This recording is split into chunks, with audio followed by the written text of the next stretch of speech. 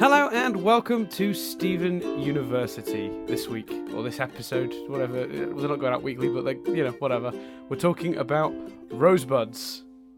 Not roses buds, rosebuds, because they're buds, Chris. Rose as in buds. friends that are roses.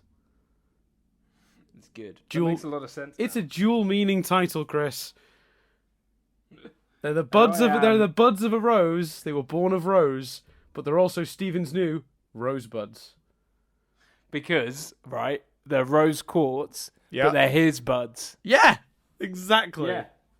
And at one point... And that was they everything were for her this buds. week.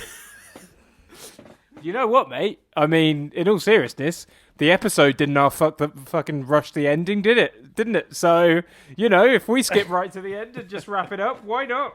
Yeah, I mean, I said this on the Discord the night they aired, which is that to me, none of them had pacing issues.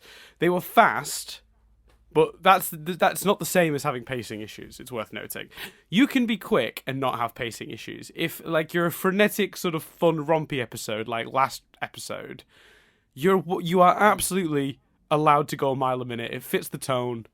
Nothing feels lost or rushed story-wise. Everything feels like it's been sufficiently explored. You've just created a faster tone to give it that chaotic feel, because it was an episode of chaos, right? So that was fine. And some people were talking about that as if it had pacing issues. No. Fast is not the same as pacing issues. This is the perfect example of a pacing issue, which is that they spent so much time having to set it up that then the payoff had to be really, really quickly. The resolution to the problem was done very quickly, and that's where you have a problem. Yeah.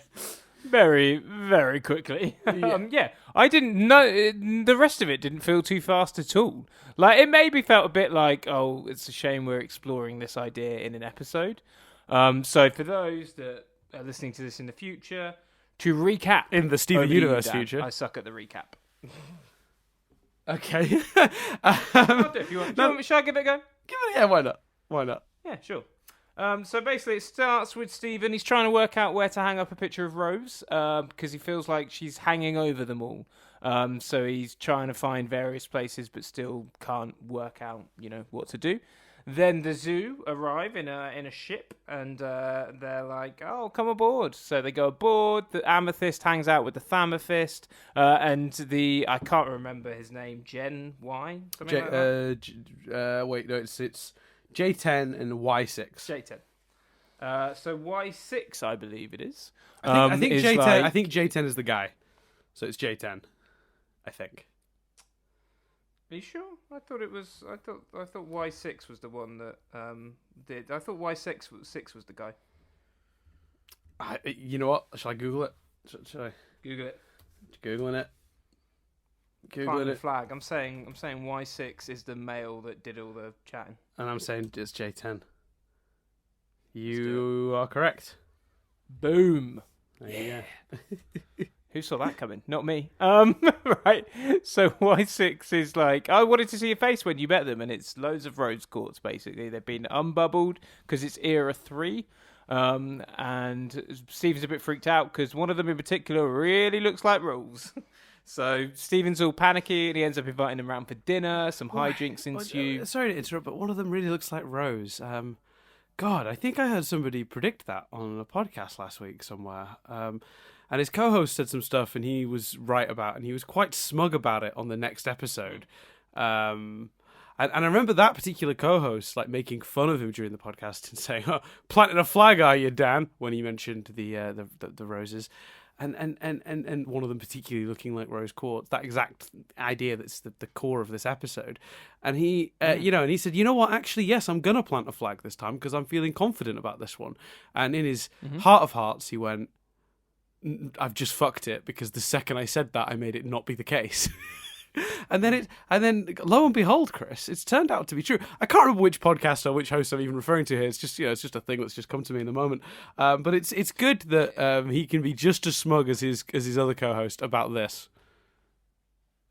Well, I think you should thank me for being smug because it's enabled you to present your smugness in this bit when both I and the listeners my know smug, it's my quite genuine. My smugness is now framed as as meta commentary of your smugness, but in reality, it's just natural It's just smugness.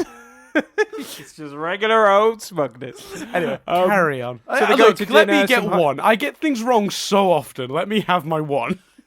You predicted a lot right. And there's some, we'll do deeper dives into some bits because I've missed out probably one of my favourite moments of the episode. Two favourite moments. But they coded dinner. It's awkward. He ends up inviting them to sleepover. They have the sleepover. It's awkward. He ends up accidentally saying they can live there, which is when the one that really does look like Rose kind of says, no, right, he doesn't actually want us here. It becomes apparent that he doesn't want them here. And then, honestly, I can't remember the end because it's such a blur. No, I'm joking. They go to the warp pad, and basically Steven's like, they say some stuff where they realise that actually they also couldn't get over Rose. And Steven's like, wait, Rose is hanging over you. She's hanging over me. You're not like my mum. You're more like siblings. We could be siblings. And they're like, yeah, we're siblings. Do you really want to live here? Nah, we don't want to live here. Okay, bye. And then Amethyst comes back. Yeah, Amethyst coming back is a great gag because she has no idea. My favourite bits of the episode, and I realise to some people, maybe people don't agree with this and they're going to get annoyed that I'm really planting a flag on this whole. It was resolved really quickly, but that's how I feel. My two favourite moments of the episode, one involves Amethyst. Her returning was great, but the way her expression changed when she saw all the rose quartzes, but she just kept on walking was brilliant. Yeah, she's doing like a conga. She's doing like a conga with the Famethyst, and she's like, "Hey, Steven!" And then it's like she just sees what's happening, and her face just like contorts, but she carries on doing the conga, and she it's just so goes. funny. It's great. It was amazing. Genuinely one of my favorite shots of any Steven Universe ever. In fact, to be fair, this episode was absolutely the faces and the expressions in this episode were brilliant. When they were all at the table, Pearl's face, Garnet's face, Greg's face. Like that's my other favourite moment. Everything from Greg walking in to walking out was amazing. From the look that Pearl gave him, because the look that Pearl gave him was both funny, but it was also sweet because it was them on the same page and just her being like, and just them bonding over that subtly. Like, I just loved that, and just the way that Steven's like, "Dad, why don't you stay for dinner?" Greg's just like, "Nope." He nopes out of there so quickly. It's great. What's amazing about that is you got to think, guys, they paid that voice actor to do those 3 lines in that episode. So worth it. Just amazing. So funny. I really enjoyed the episode. I thought it was a fascinating concept. I did genuinely enjoy it. Watching it a second time, the ending was less egregious to me. The first time, I could not get over how quickly it wrapped up and resolved in just a conversation. Even to the point where, sorry to interrupt, even to the point where the rose quartz that looked most like Rose, that was like, oh, I can't stop thinking about it, doesn't actually then get talked to Steve. Like, Steven says we're more like siblings, and I think she says bye, but they don't react. There's no time, Dan. There's no time to explore it. Yeah, it's really funny because I was watching the episode, and it was obviously the first time it was quite late at night. It was like, at this point where it's like 1:30 in the morning UK time. And not even that. No, this one would have been, as it was ending, we would have been getting sort of like 1:45. And I was watching it, and I'm really enjoying it. And I remember it got to the bit where they were in the bedroom. He just told them to have a slumber party, and I remember thinking, man, I'm really enjoying this. I can't wait to see how this plays out. And then it felt like I blinked my eyes and they were going on the warp pad. And I remember my thought being, did they resolve it? Like, it happened so quickly that I couldn't even figure out if I got to have the thing I was looking forward to 2 or 3 minutes earlier. Because it literally, the amount of time left on the episode when they storm off from Steven is genuinely 2 minutes, 30 seconds of which is the intro music, the exit music. So there's genuinely nothing. It's like 2 minutes of the episode at most dedicated to resolving this plot. and it is just done so quickly. And it absolutely heightens my fears that I'd like to think if it was just these 10, they would have told us, and Cartoon Network would be making more of a big deal of it. So hopefully it's 2 sets of 10 or whatever. Mm-hmm. But I just want an epilogue that's going to explore things, and I really worry the combination of this and the next episode, whilst the next episode was a lot stronger in my opinion, the combination of this and the next one just makes it feel a bit like... if you look at everything from episode 2, Jasper doesn't feel resolved at all. But right, what have we got to wrap up? How the gems are dealing with living in Beach City? Yep, tick. Bubbled quartzes, rose quartzes. Yep, tick. What we got next? Pink pearl. Yep, tick that one. Cool. Onto the, and I don't want that. I don't want an episode. Well, it's because I can tell you my theory on why that doesn't work. Is that because that is not the show. The show was never about... The lore was like the bonus that you sort of wrapped it up in. Lore was like the little extra element of it that you went, oh, that's very satisfying because now I know more about the world too. And you're right, these episodes feel like they've got, practically speaking, people are going to want to know what happened to the Zoomans, what happened to the rose quartz that were bubbled. They want to know what happened to Jasper. They're going to want to know. But the thing is, that's not what we loved about the show. Yes, we'd love to know about those things. That would be the nice bow on it. But we need good emotional stories that actually resonate and make sense and work for the characters, because that's the actual meat and potatoes of the show. That was the thing we loved. The other stuff was bonus. It was always bonus. Does that make sense? I don't know if I'm explaining myself properly, but so when you've got these, and I think they manage it, particularly we'll talk about it in the next episode, they manage it a lot better there, though, I would say, because that feels like a complete emotional story that also gives us enough information that if that was the last we saw of Pink Pearl, we'd be like, cool. Whereas this one, there's a lot of unresolved feelings just hanging in the air, and they're resolved in a conversation that lasts about a minute and a half, and that's nuts. That's really nuts. And it's such a shame. It's a real shame. So I'm hoping there's more of this, just so we can come back to them one more time and get an actual, I don't know, some sort of emotional, proper conclusion to this. Or maybe an episode later on that doesn't necessarily deal with the awkwardness of this, but demonstrates them being siblingly. Maybe. I'd be a lot better with it if we did that. Yeah. Oh, but do you think, but in a world where, because obviously as well, make the episode 20 minutes, but in a world where you can't do what you've just said, in a world where it is a limited series and there's not the episodes, or they chose not to go down that route, in a world where you can't just make it 20 minutes long, is there anything? Because I was thinking about it after, and I was like, well... Yeah, maybe instead of going dinner sleepover, you go dinner leaving. So the sleepover was the only thing I could think. And honestly, the picture of Rose stuff. Yeah, because I didn't quite believe that interaction with them, it was enough. Well, for anything, but it didn't. He was now comfortable with them. They didn't do enough to make it that he's now comfortable and knows where to put the picture. So I think you're right. Just scrap that. Yeah, because I don't we know what his relationship with Rose is. Think about again, not to reference it before we discuss it, but think about the episode that follows this. They don't spend a lot of time re-establishing his relationship with Rose and Pink. It's just whenever she comes up, he reacts in the way that makes sense because we already know the backstory, right? So I don't know why they felt the need in this one to spend a lot of time sort of re-establishing his mixed feelings about Rose.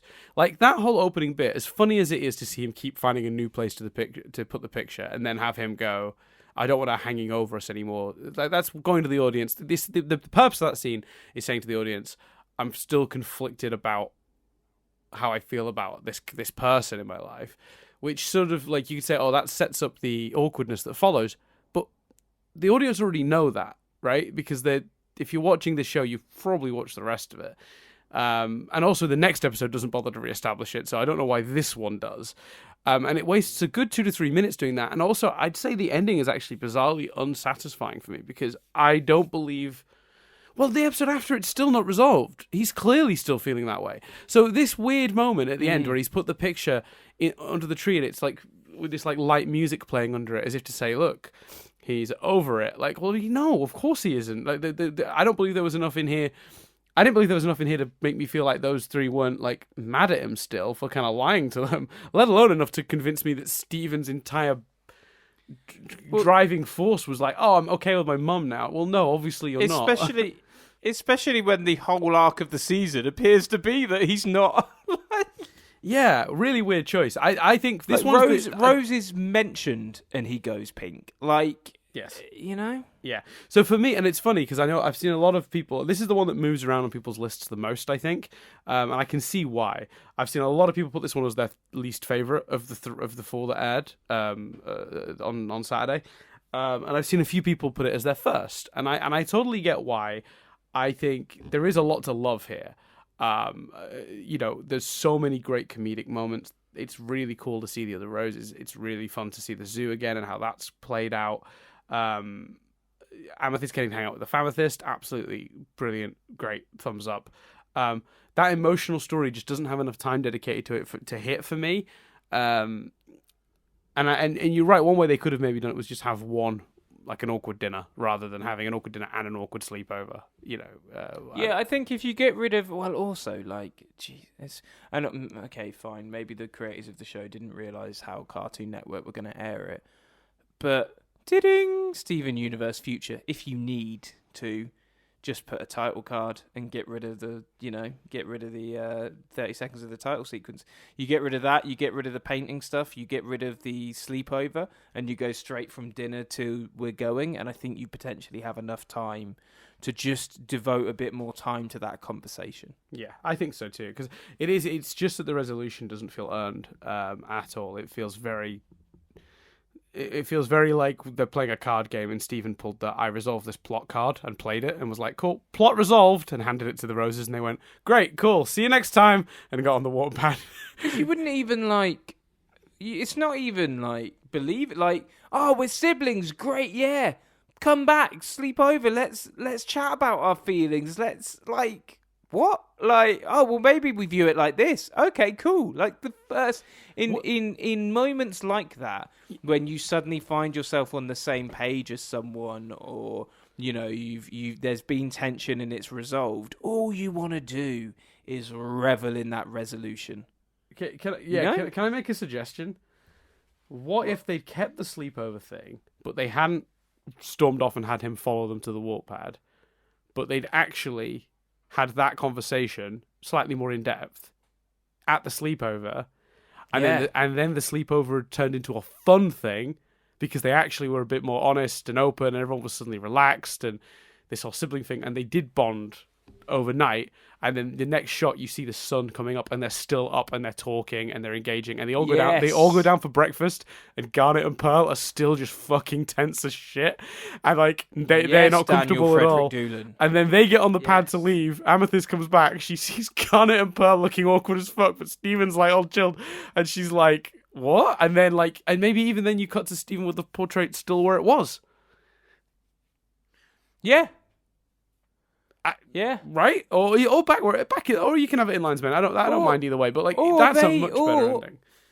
Or they take the portrait. Just Oh, that's a great idea.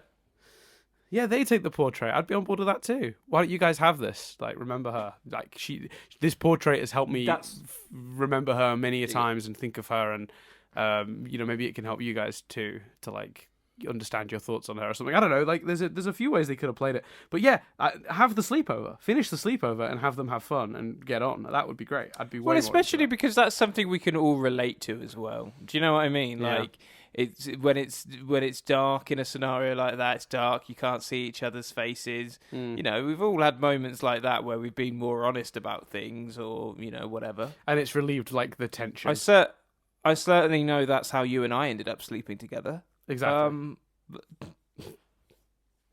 One for the shippers. I'm joking. One for the YouTube rating. Am I right? Yeah. Well, we did it. I did it a few weeks ago. We met up. We were in the same room. Obviously, we recorded those last two podcasts. I did a picture of us. Whoa! We didn't sleep together. We did it a few weeks ago. Actually, we met up and We had some chicken wings. Wow, I mean, yeah, that's where I was going with it. But fine, if you wanna not tell people that we slept together, Chris, that's absolutely fine. I think he doth protest too much. So we were in the same room, and I took a selfie and I put it on the Discord and was like, date night, and everyone was like, Chris and Dan confirmed. I was like, there you go, cool. So there you go. Anyway, so where was I? So yeah, so I think I look. It's It's a weird one, this one, because so much about this episode is really well done, and so much about this episode is a lot of fun. And of the four, I personally feel like it's the weakest, and the reason I feel like it's the weakest one, and we shouldn't really harp on this now, but just to clarify, it's just got a very, very unsatisfying ending, which is a shame because everything that builds up to that is done very well. I have no problem with the idea of Stephen moving the painting around. It just doesn't. It's just like, is that more valuable than us getting a proper ending? Probably not. If I was trading one for the other, I would have preferred to have the proper ending. And some will disagree, I'm sure. But what can you do? What can you do? In terms of other parts of the episode, I think there's. I mean, how are we feeling about the way that the zoo has turned into a cruise ship? Did we enjoy that element? I thought that was a great idea, but yeah, I thought that was really funny. I think pretty much everything else was genius ideas and funny, and I think all the stuff with the zoo, and the way they transformed it, the kind of the role reversal, the fact that there's one I loved, especially it's so clever if they go down the route of gems. There's a gem that seriously hates the new regime, is rebelling against it and trying to start a war again. A really great way of embedding that is to have that idea played for comedy coming out of a random character's mouth that we don't necessarily see again. And the that moment where that member of the Famethist, Holly Blue Agate, she's not with the Famethist. She was if you remember from the zoo arc, she was essentially the big leader of she'd been put in charge of that by the Diamonds. Right. Fair enough. So she was a pretty important part of that zoo arc. We know Greg was kidnapped. Yeah. But she's sort of been forgotten since. But yeah, Holly Blue Agate. Yeah.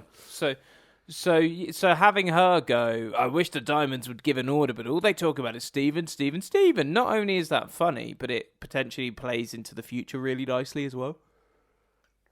Sorry, I thought I was going to take a sip of my drink at that exact moment. And I wasn't. Sorry. So yeah, I thought the whole zoo stuff was really clever. I thought it was what could have been really forced, what could have been like, the zoo is here. It was played really nicely and done really well. And it makes a lot of sense, that all those rose quartzes were unbubbled there. And this whole Era 3 stuff, I thought that stuff was great. Yeah, the idea that they would have got the message from Stephen that all planets are now free, all gems are now free, do what you like. Yeah, all right, well, they're free. We're going to unbubble these roses because they're free. Everyone's free.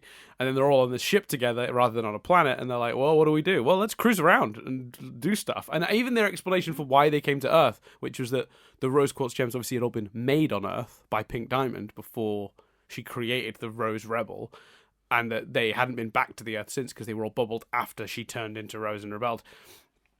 That idea they wanted to just see the Earth again was really nice. And it made a lot of sense. Because you get the feeling that otherwise J10 and Y6 would not have returned to...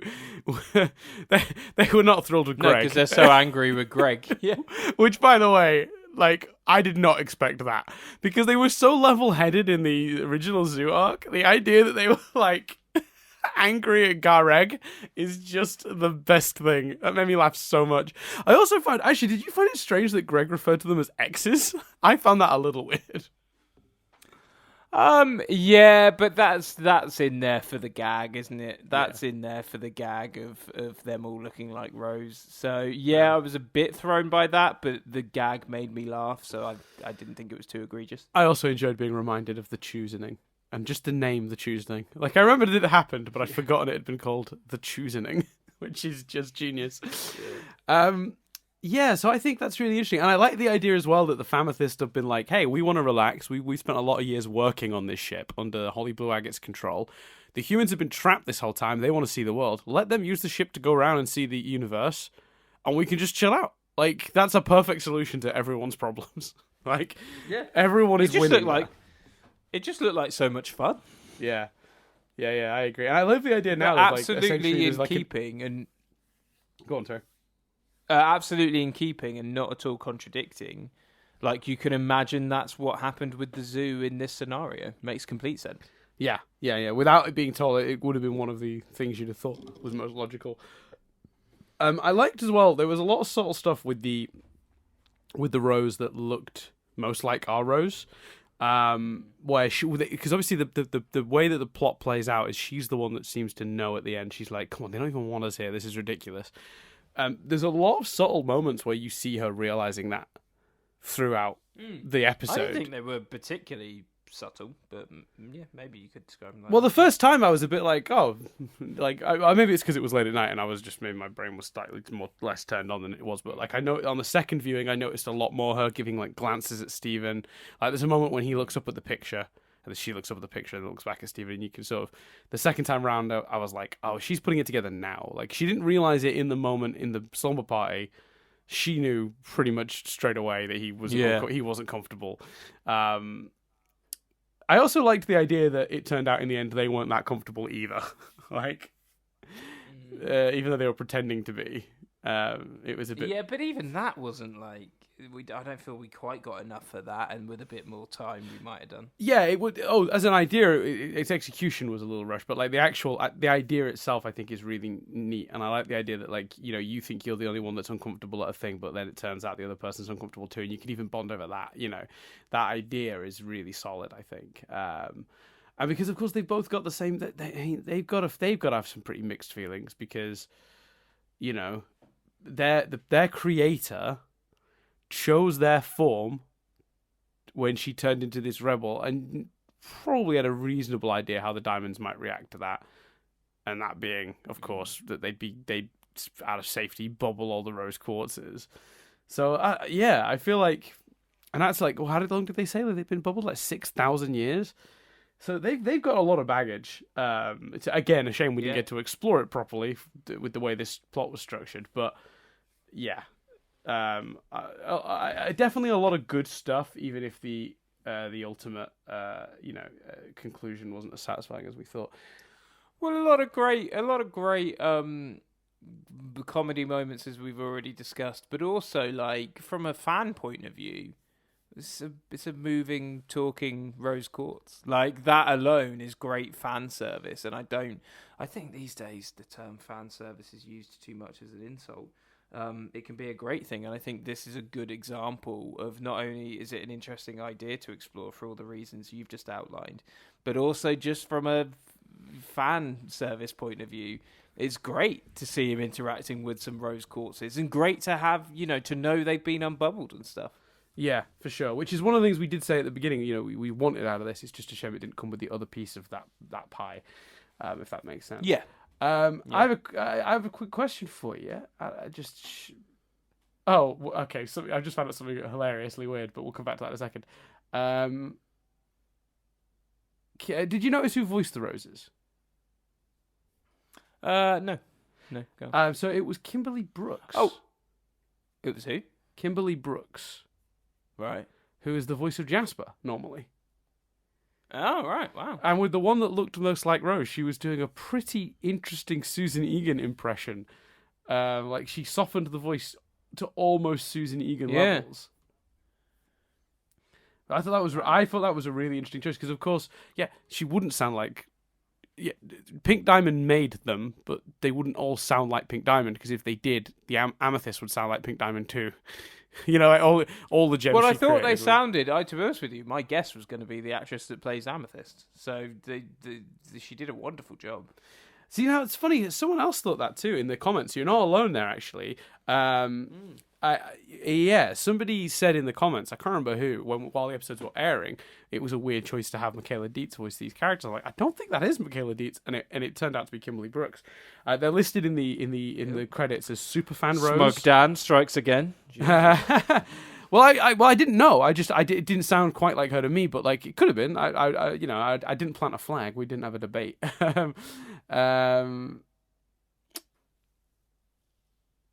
So Superfan Rose, Shy Rose, and Hippie Rose are the three names for those roses. I did wonder whether they had more specific names, and I loved that it was almost like that. Excuse me, that feels like them going, well, this is what the fans are going to call them, so let's just put them in the credits as that. That is the issue they're bumping into a lot at the moment, actually. Now with this much wider world with a lot more gems present, there's kind of a problem of what do you call all these other rubies, sapphires, quartzes, amethysts, like. Yeah, it's a problem they're continually bumping into. What do we name them?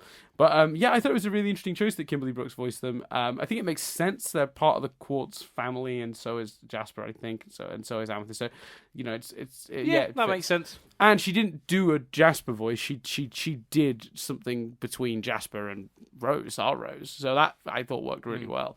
10 points and thumbs up for Kimberly Brooks, who I just found out, Chris.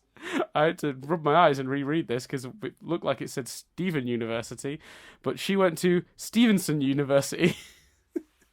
Is that like a fact on her page or what? Well, no, I double check. I wanted to double check that the name was Kimberly Brooks, so I just quickly popped her into Google to make sure that it came up with I've got the right actress. Because I'd made the note, but I hadn't double checked it, and then it came up. Her date of birth, who she's married to, and then education, and it's Stevenson University. Yeah, there you go. There's actually some where it's been a day. I don't know if you've got it, but there's some trivia. Tiny bit. Yeah. I mean, I was hoping maybe I could give the trivia. You can give the trivia. Right. Absolutely, you can give the trivia. There was I looked, but I was just disappointed that there was only like one or two bits. But absolutely, please go for the trivia. That's interesting.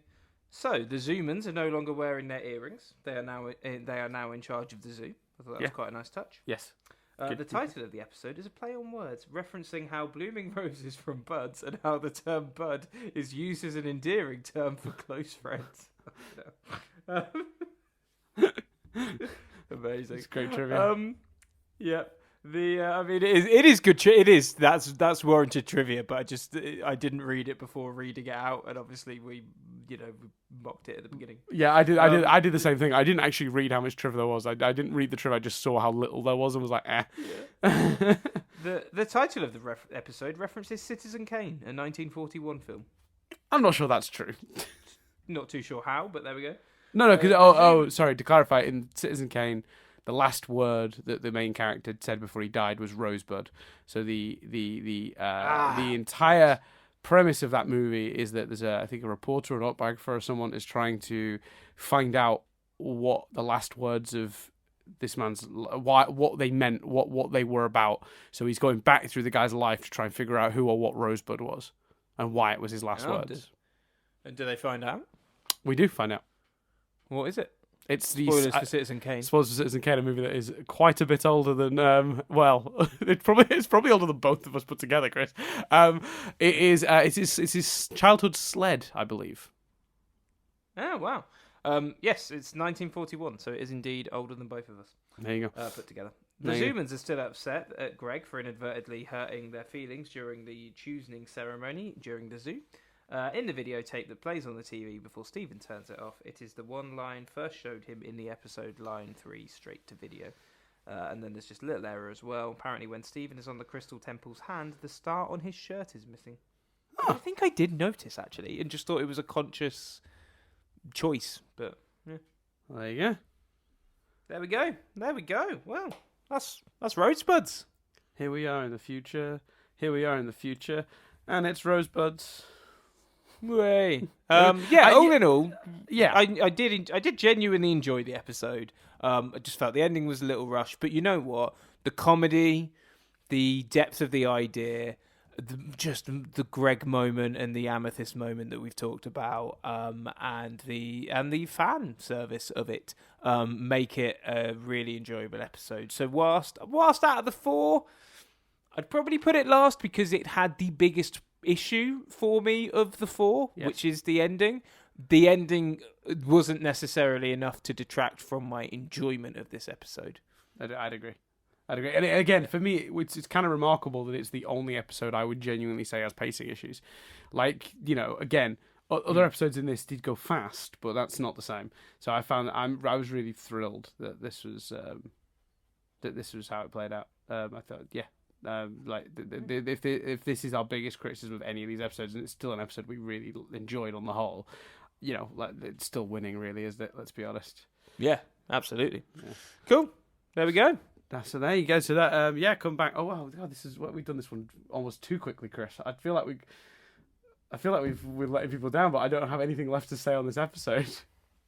Yeah, I feel like I genuinely don't have anything else to say. I feel like randomly rambling for the sake of it is worse. Yeah, no, I'll agree. So we'll end it there then. Thanks very much for listening. Come back. This is the third episode we've done this week. People are like, they're fine.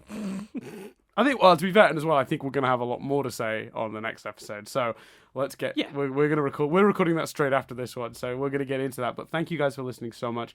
We do appreciate your giving us a chance and sticking with us. I say sticking with us. Being on this journey with us, even though we caught up to the show and it's a different podcast now to what it was.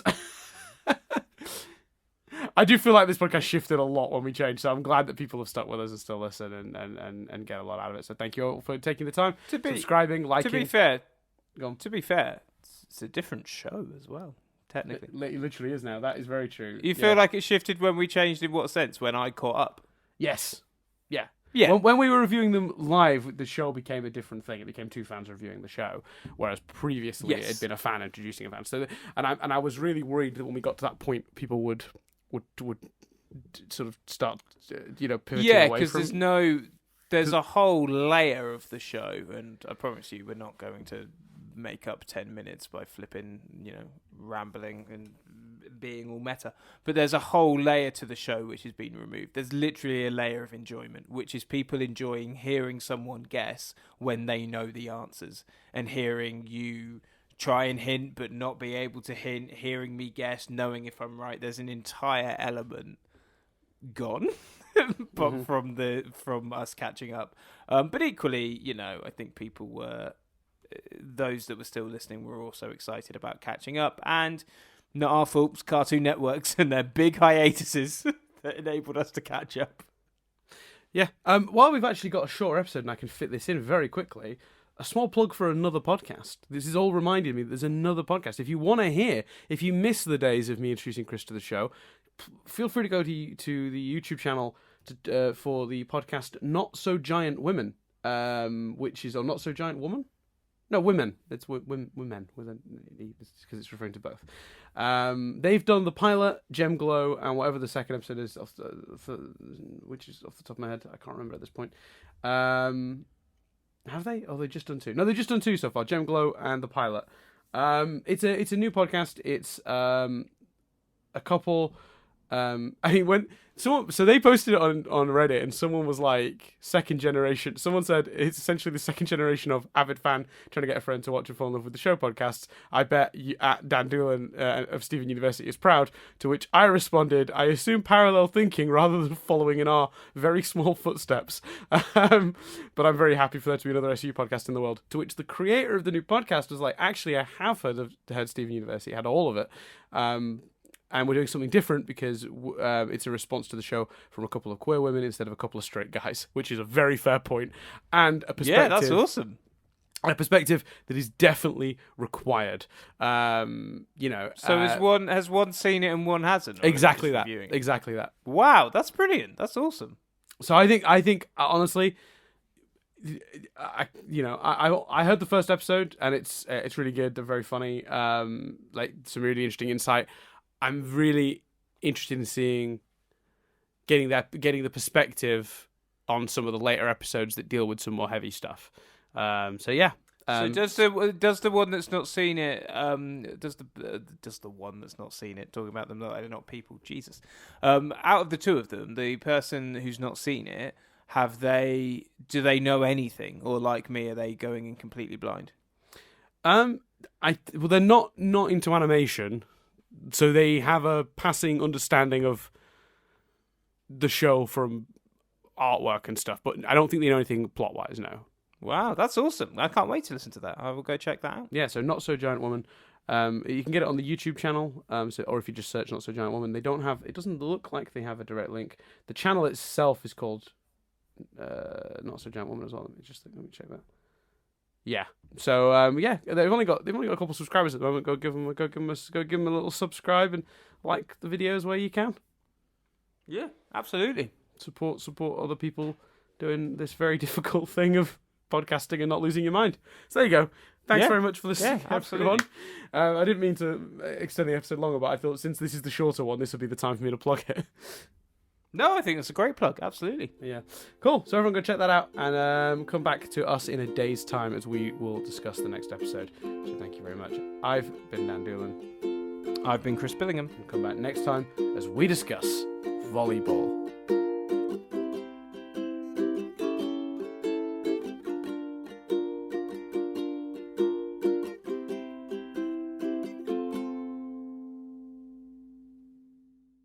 Come back next time as we discuss volleyball, aka I forgot what I had an AKA planned and I've forgotten it. It's fine, don't worry about it. As you can see, we're not doing so well at doing a podcast and not losing your mind. Yeah. Bye. Bye.